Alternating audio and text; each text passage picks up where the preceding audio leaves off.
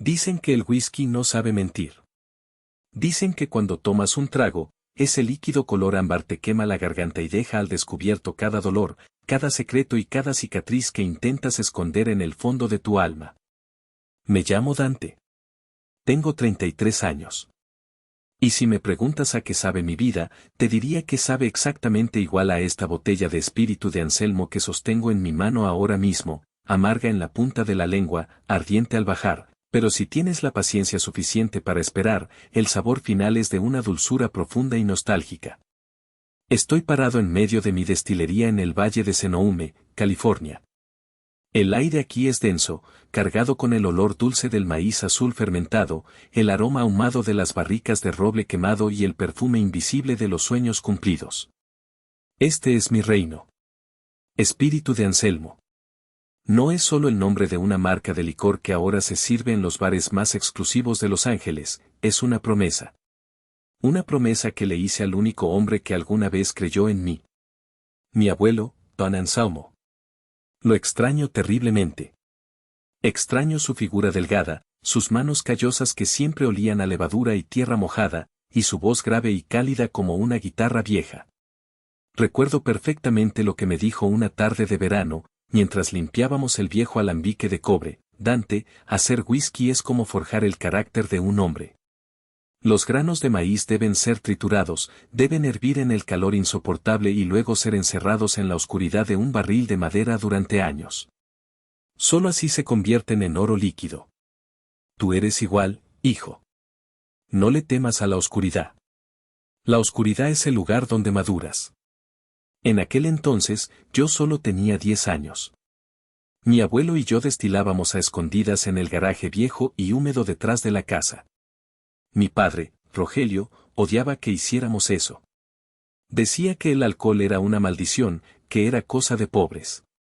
Pero la verdad es que él no odiaba el licor, odiaba que mi abuelo me hubiera elegido a mí, y no a él, para heredar sus secretos. Yo tenía lo que el abuelo llamaba el don, un olfato capaz de distinguir la vainilla del caramelo a metros de distancia, y un paladar que no perdonaba errores. Pero si Dios me dio ese don, también me quitó algo fundamental, el amor de mi propia familia. Esta noche, mientras observo la luna llena iluminar las filas interminables de barricas apiladas como torres silenciosas, siento frío. No es el frío del invierno de California, es el frío de la soledad. Tengo millones en el banco. Tengo reconocimiento. Pero no tengo a nadie con quien brindar, excepto los fantasmas de mi pasado. Y el fantasma más grande, el que más duele, lleva mi misma sangre. En la casa de mis padres, existía una ley no escrita pero inquebrantable: Fabián era el rey, y yo era el sirviente. Mi hermano mayor, Fabián, me lleva 2 años.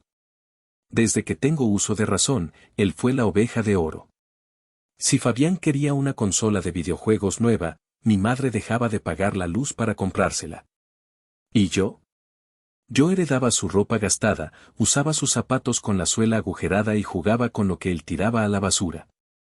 Mi madre, Lourdes, era una mujer con ojos que calculaban el precio de todo y un corazón cerrado con candado. Su frase favorita para mí era siempre la misma: mírate y mira a tu hermano. Fabián nació para ser general, para mandar. Tú, Dante, naciste para ser soldado raso, para obedecer. Soldado raso. Obedecer. Esas palabras se clavaron en mi mente como astillas infectadas. Recuerdo el día que mi mundo se derrumbó. Yo tenía 18 años cuando el abuelo Anselmo murió de un infarto repentino. Para mí fue el fin del mundo, pero para mis padres fue como ganar la lotería. Ni bien terminó el funeral, mi padre Rogelio vendió el alambique de cobre del abuelo al chatarrero por unos pocos dólares. Tiró los billetes sobre la mesa de la cocina y dijo: se acabó. No quiero más ese olor a podrido en mi casa. Lloré de rabia. Intenté rescatar el cuaderno de notas del abuelo, pero mi padre me dio una bofetada que me hizo ver estrellas. ¿Qué te crees? ¿Un científico? Necesitamos dinero real. Mañana te vas a buscar trabajo en la construcción, deja de soñar despierto. Tuve que renunciar a la universidad. Yo había sido aceptado para estudiar química de alimentos, pero mis padres dijeron que no tenían dinero para caprichos. Sin embargo, una semana después, aparecieron con un coche nuevo para Fabián, supuestamente para que pudiera ir a buscar trabajo con buena imagen. La ironía es que el único trabajo que Fabián hacía era pasear chicas y beber con sus amigos hasta el amanecer. Durante años trabajé como una bestia. De día cargaba cemento bajo el sol, de noche lavaba platos en restaurantes. Cada centavo que ganaba, mi madre me lo quitaba. Es para la casa, decía. Pero yo sabía la verdad. Veía a Fabián estrenar relojes, veía las botellas vacías de licor caro en su cuarto. Yo estaba financiando la vida de parásito de mi hermano. La única luz en ese infierno, además del recuerdo del abuelo, era mi hermano menor, Darío. En ese entonces Darío era un niño pequeño. Las noches que mi padre me castigaba dejándome sin cenar por haber contestado mal, Darío se deslizaba en la oscuridad y me metía medio sándwich debajo de la almohada. «Come, Dante, yo no tengo hambre», me susurraba, aunque le sonaban las tripas. Ese amor inocente y el deseo de honrar al abuelo fueron lo único que impidió que me volviera loco. Pero todo tiene un límite. Me fui de casa con lo puesto, jurando que volvería, no como el perdedor que ellos creían que era, sino como un rey. Solo me llevé una cosa, el viejo diario de cuero del abuelo que mi abuela Milagros logró esconder para mí dentro de una funda de almohada. Pasaron 10 años. 10 años en los que trabajé 18 horas diarias. Dormí en el suelo de almacenes, comí pan duro y aprendí todo lo que había que aprender sobre el negocio del licor. Experimenté, fracasé y volví a intentar. Hasta que logré la mezcla perfecta, maíz azul tradicional de nuestras raíces mexicanas, envejecido en barricas de Jerez traídas de España. Cuando Espíritu de Anselmo ganó su primera medalla de oro y las ventas se dispararon, supe que lo había logrado. Me convertí en millonario antes de los 30. Pero el éxito sabe a ceniza cuando no tienes con quién compartirlo. Una noche, decidí hacer una videollamada a casa. Mi madre contestó, y su rostro cambió de la indiferencia a la codicia en cuanto vio el fondo de mi oficina de lujo. «Dante. Hijo mío. ¿Cuánto tiempo? ¿Cómo te va con tus negocitos? ¿No te sobra algo para ayudar a tus pobres padres?» Ignoré su tono empalagoso. «¿Dónde está la abuela Milagros? Quiero verla». Mi madre resopló y giró la cámara hacia un rincón de la cocina. Lo que vi me rompió el corazón. Mi abuela Milagros estaba sentada en una silla de plástico rota, encorvada, vestida con un suéter lleno de agujeros. Estaba esquelética, con la mirada perdida. Un accidente de tráfico hacía años la había dejado completamente sorda, aislada en un mundo de silencio, y mi familia la trataba como a un mueble viejo e inútil. Mientras ellos comían bistec en la mesa principal, ella tenía un plato con arroz frío en las rodillas. «Ya está muy vieja, no se entera de nada», gritó mi padre desde el fondo, con la boca llena. La furia me subió por la garganta como un trago de alcohol puro de 90 grados. Colgué sin decir adiós. Me subí a mi camioneta y conduje 7 horas seguidas desde Senoúme hasta el barrio viejo en el este de Los Ángeles. Cuando pateé la puerta de la casa, se quedaron helados. «Dante», balbuceó mi madre. No respondí. Caminé directo hacia la abuela, me arrodillé y tomé sus manos frías y huesudas. Ella levantó la vista, y en sus ojos nublados vi un destello de reconocimiento. Me habló con las manos, en ese lenguaje de señas que habíamos inventado juntos cuando yo era niño, nieto. «Dante. Me la llevo», anuncié, poniéndome de pie. «¿Estás loco?», saltó mi padre. «Es una carga. Hay que cambiarle los pañales, hay que darle de comer en la boca. ¿Para qué quieres problemas?» «¿Problemas?», solté una risa seca. «Llamas problema a tu propia madre. Está bien. Si me la llevo, es una boca menos que alimentar, ¿no? Deberían estar felices». Fabián, que estaba recostado en el sofá jugando con las llaves de una moto nueva, se rió. «Déjalo que se la lleve, papá. Mejor para nosotros. Oye, hermanito, buen reloj. ¿Cuándo me lo prestas?» Lo miré con asco, cargué a mi abuela en brazos como si fuera una niña pequeña y salí de allí. Darío, ya un adolescente, me miró desde la puerta con ojos llorosos y me hizo una señal de despedida. Yo creí que la estaba salvando a ella. No tenía idea de que, en realidad, ella era la que me iba a salvar a mí. La vida en el viñedo de Cenoume fue medicina pura para la abuela Milagros. Le construí una habitación en la planta baja, con ventanales enormes que daban a los campos de vid. Contraté a una enfermera y a un chef para que le prepararan caldos nutritivos. Poco a poco, el color volvió a sus mejillas. Aunque vivía en silencio absoluto, le encantaba pasear por la destilería.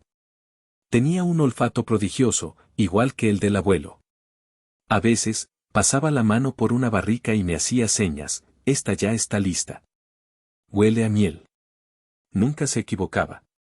Un día, llevé a un especialista en otorrinolaringología, uno de los mejores de California. Después de examinarla, el médico me miró con optimismo.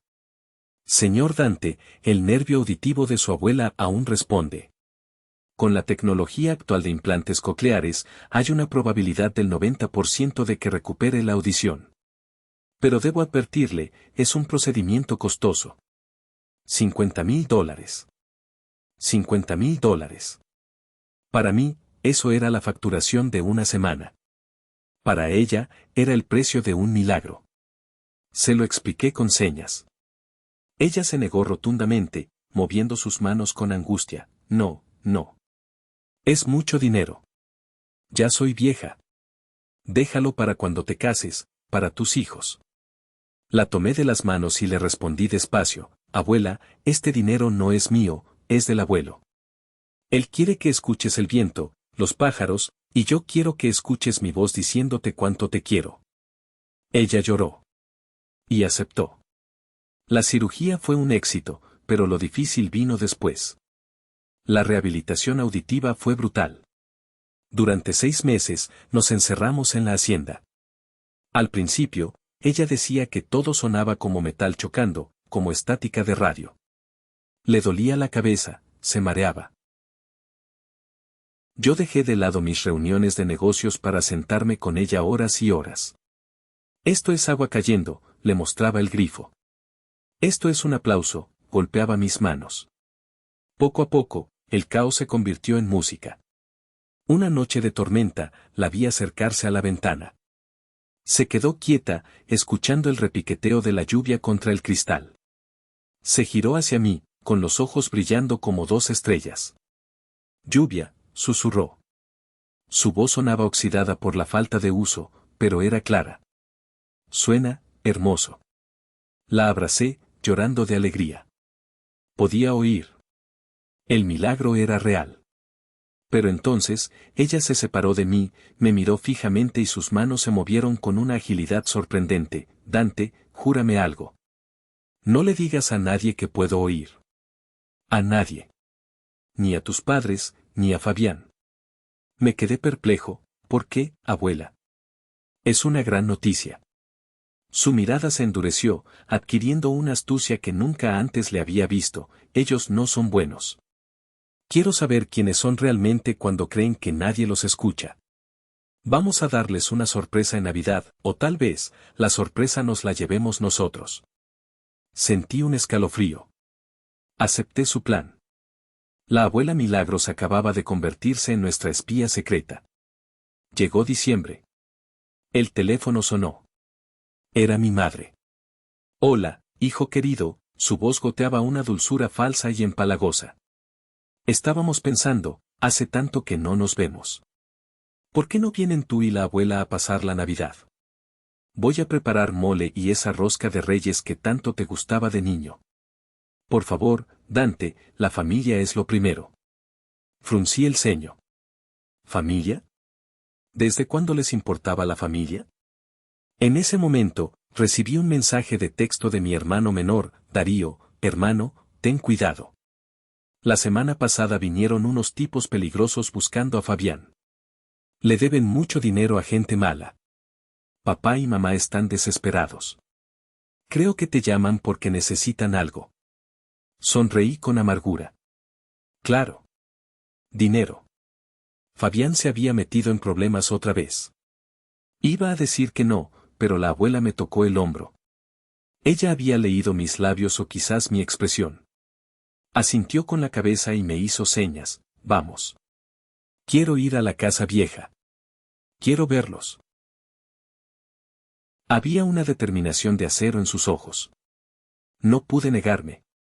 Está bien, mamá, dije al teléfono. Iremos. Llegamos a la vieja casa en el este de Los Ángeles al atardecer. Habían pintado la fachada, segaramente con el dinero que les enviaba cada mes, pero se sentía esa misma vibra pesada y oscura de siempre. Toda la familia salió a recibirnos. Mi padre llevaba un traje que le quedaba chico, mi madre lucía joyas falsas que brillaban demasiado, y Fabián. Fabián parecía un pavo real con su camisa de seda abierta hasta el pecho. Solo Darío se veía genuinamente feliz de verme, aunque sus ojos estaban llenos de miedo. Miren quién llegó. El magnate del tequila, gritó Fabián, abriendo los brazos.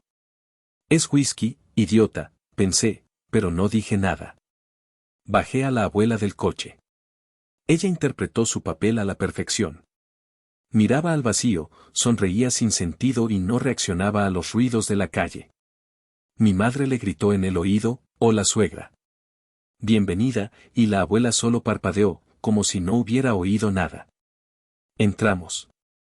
La mesa estaba servida como para un banquete real. En el centro, destacaba una enorme rosca de reyes, cubierta de azúcar y frutas cristalizadas, con una pinta deliciosa. Siéntense, siéntense, insistió mi padre, sirviendo vino barato en copas caras. Hoy celebramos el éxito de Dante. Brindamos.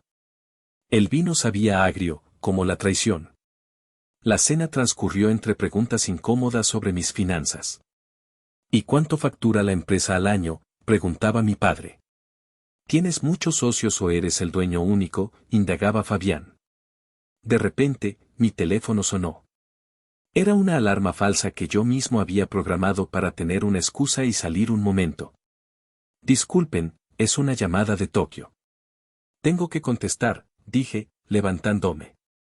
Claro, claro, el negocio no espera, dijo mi madre con una sonrisa nerviosa. Ve al patio, hijo. Salí al patio trasero, pero no me alejé. Me quedé pegado a la puerta corrediza de cristal.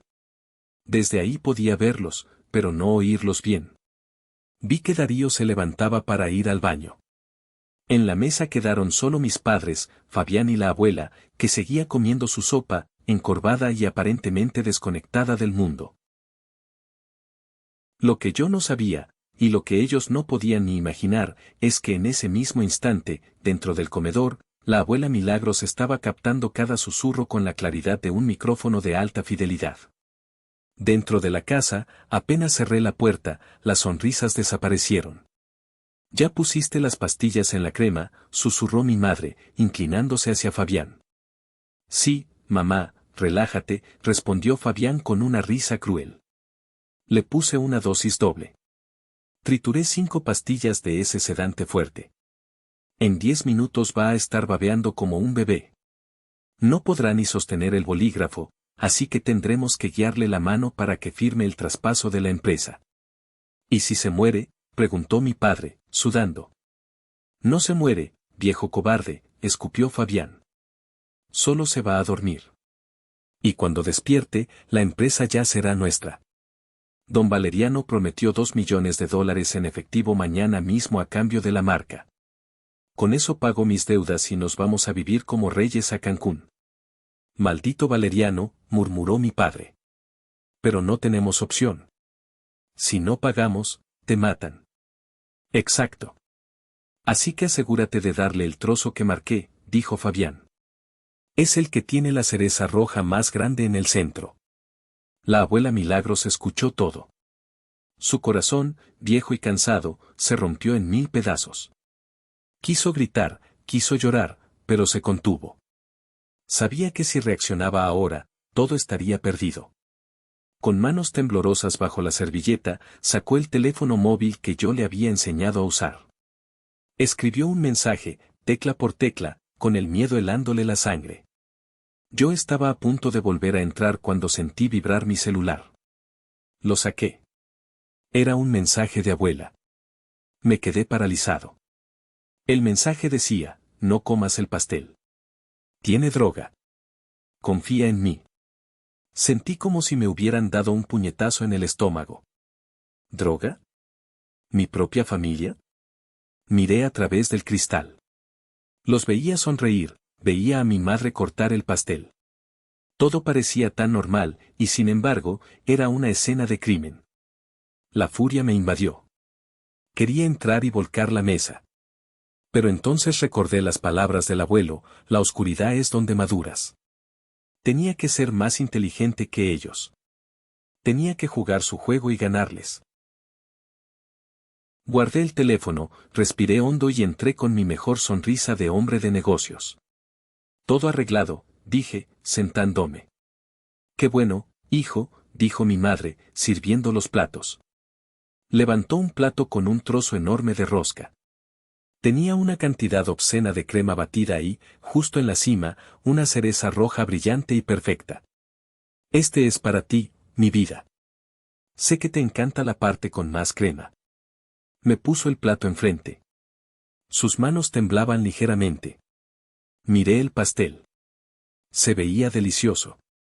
Miré a Fabián. Él tenía un trozo pequeño y seco, pero sus ojos estaban clavados en mi plato con una avidez repugnante. Estaba ansioso por verme caer. Levanté el tenedor. Todos en la mesa contuvieron la respiración. Mi padre se aflojó la corbata. Mi madre se mordió el labio. Entonces, bajé el tenedor y suspiré con tristeza. ¿Qué pasa? ¿No te gusta?, preguntó mi madre, con la voz chillona por los nervios. No es eso, dije suavemente. Es que, estaba pensando en cuando éramos niños. ¿Te acuerdas, Fabián? Siempre peleábamos por la cereza. Tú siempre me ganabas, o mamá te la daba a ti. Fabián frunció el ceño. ¿Y eso qué importa ahora? Importa porque, mira, a mí me ha ido muy bien en la vida, continué, mirándolo a los ojos con una falsa humildad. Tengo todo lo que quiero. Pero tú, sé que estás pasando por un mal momento, hermano. Y no quiero ser egoísta hoy. Es Navidad. Quiero que tengas el mejor trozo. Quiero que tengas la cereza. Deslicé mi plato, el plato envenenado, hacia él. Tómatelo como una ofrenda de paz, añadí. Fabián miró el pastel. Su codicia era su mayor debilidad. Siempre quería lo que yo tenía.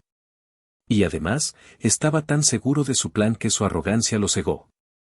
Pensó, que se joda, me como este trozo delicioso y le doy el mío seco, total, luego le damos el vino con más pastillas si hace falta. O quizás, simplemente era un glotón estúpido. Pues si insistes, dijo Fabián con una sonrisa burlona, agarrando el plato. No voy a despreciar comida. Gracias, hermanito. Fabián, no, gritó mi madre, poniéndose pálida. ¿Qué pasa, mamá?, dijo él con la boca ya llena de pastel y crema. Está buenísimo. Me recosté en la silla, crucé los brazos y esperé. No tardó mucho. 5 minutos, tal vez 7. Fabián estaba contando una historia sobre cómo iba a comprarse un Ferrari rojo con una inversión que estaba por caer, cuando de repente, su voz se volvió pastosa. Y entonces yo le dije, ¿qué? Parpadeó, confuso. Se llevó la mano a la frente. Oye, ¿por qué se mueve el techo? Su cabeza empezó a oscilar. Intentó levantarse, pero sus piernas eran de gelatina. Se desplomó sobre la mesa, arrastrando el mantel y las copas. Tengo mucho sueño, mamá, balbuceó, con una sonrisa estúpida y los ojos en blanco, babeando sobre la madera. Hijo. Mi hijo, mi madre saltó de la silla, histérica. Sacudió a Fabián. Despierta. Idiota, te comiste el de Dante. La confesión quedó flotando en el aire. El silencio que siguió fue más pesado que una lápida. Yo me levanté despacio. Mi voz salió fría como el hielo. ¿El de Dante? ¿Qué quieres decir con el de Dante, mamá? ¿Qué había en ese pastel? Mi padre se puso rojo de ira y miedo.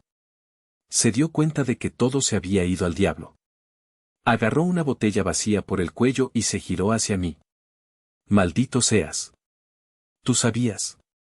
Tú lo hiciste a propósito, rugió, avanzando hacia mí. ¡Alto ahí! El grito no fue mío. Fue un rugido potente, autoritario, que hizo temblar las ventanas. Nos giramos. Era la abuela Milagros. Estaba de pie, erguida como una reina guerrera. Ya no parecía frágil. Golpeó su bastón contra el suelo con fuerza. Si tocas a mi nieto, te juro que te mato yo misma, dijo con una claridad impresionante. Mi padre soltó la botella, que se hizo añicos. Mamá. Tú hablas.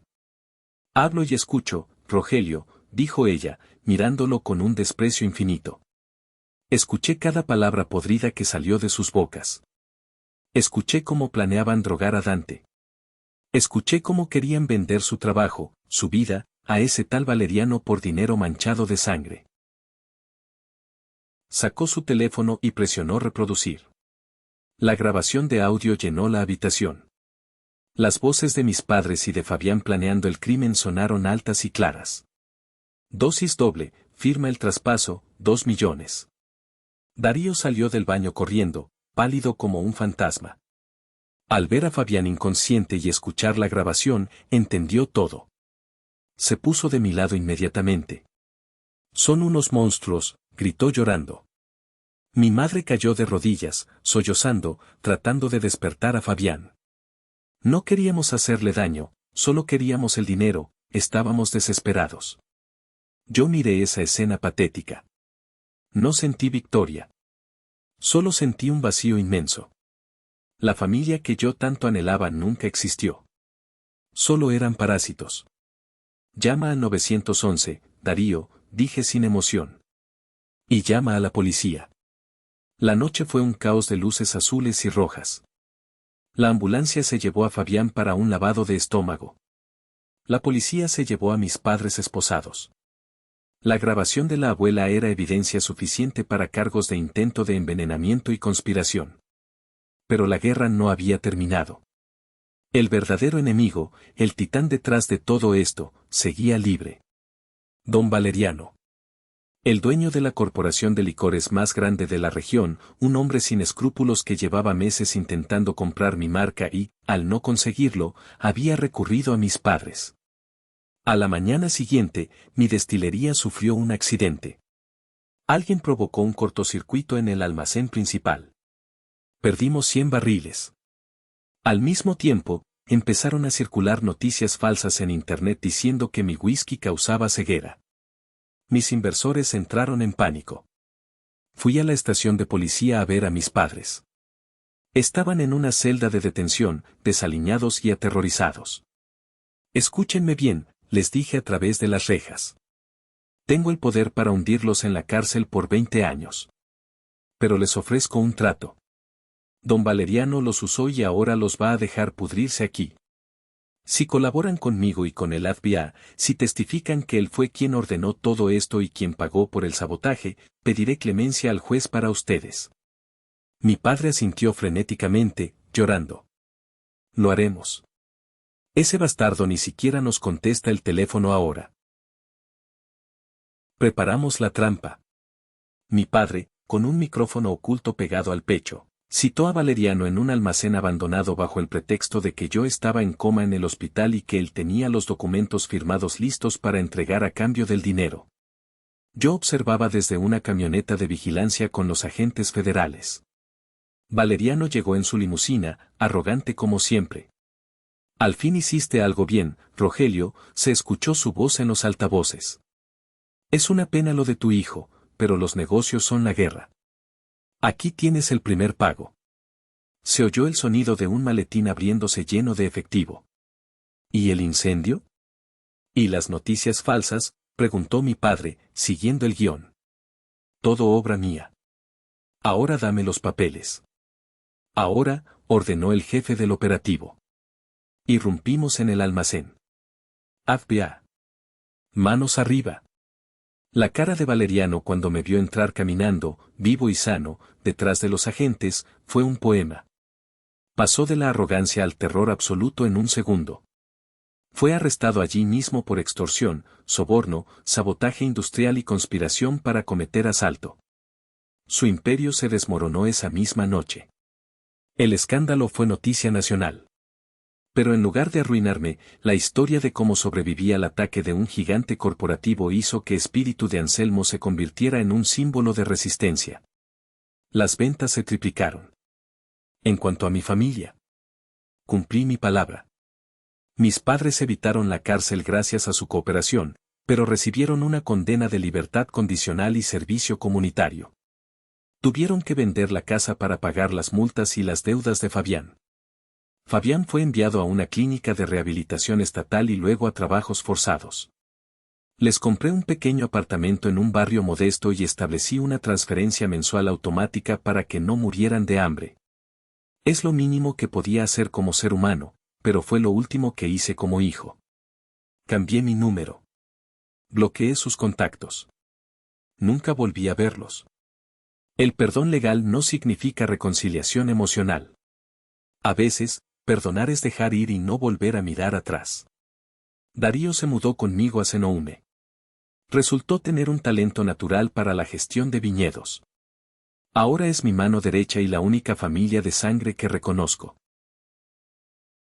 Un año después. Estoy de pie en una colina en Jalisco, México, la tierra de mis antepasados. El sol del atardecer tiñe los campos de agave de un dorado espectacular.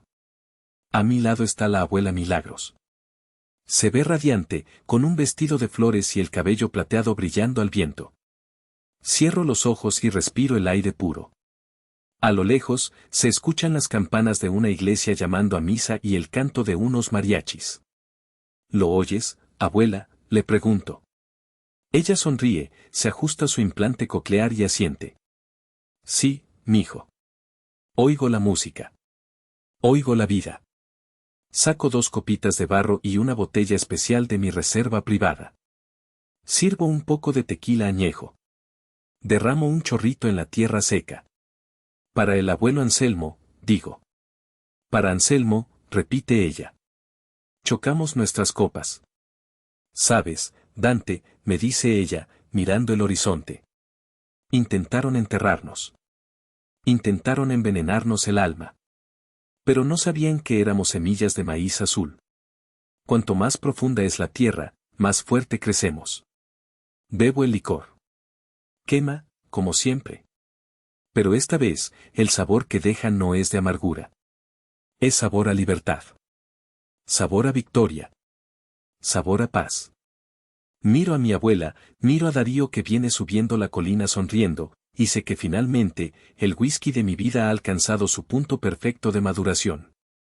Yo decidí salvar a mis padres de la cárcel pero corté toda relación con ellos para siempre.